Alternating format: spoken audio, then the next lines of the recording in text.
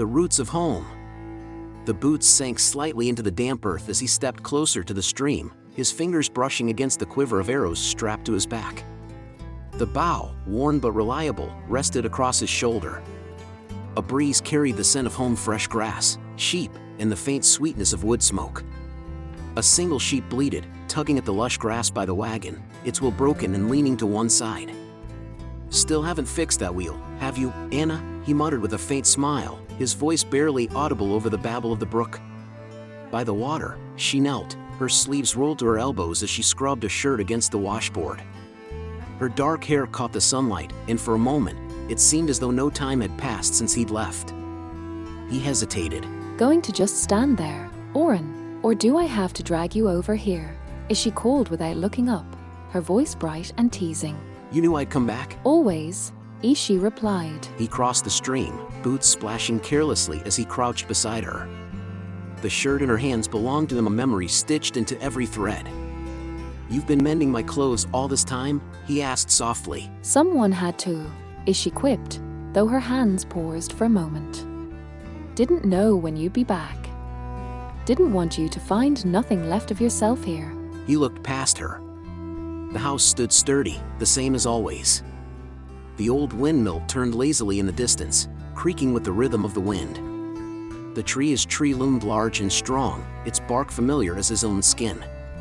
"I thought of this place every day," he admitted. Anna stopped her work, studying his face. "And yet, it took you years to return." "I wanted to."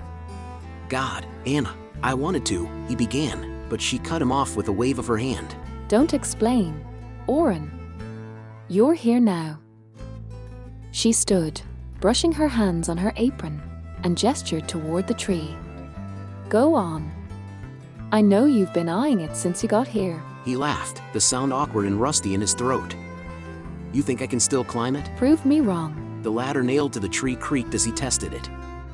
Memories of his boyhood flooded back, building his imaginary treehouse, hiding from chores, pretending to be a hero on grand adventures. The years had worn the wood, but not its strength. From the top, he gazed out over the fields. Sheep dotted the hills, and Anna stood below, hands on her hips, watching him with a soft smile. "This view never changes," he called down.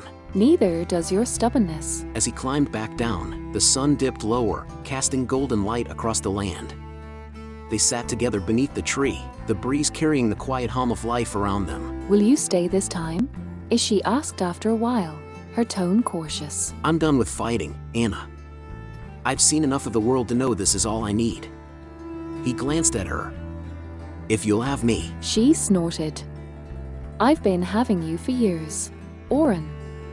You just weren't around to notice." They laughed together, and for the first time in what felt like a lifetime, Orin felt peace settle into his bones. The tree rustled above them, the sheep grazed without care, and the windmill turned. "This is home," he murmured. Anna leaned her head against his shoulder. "It always has been."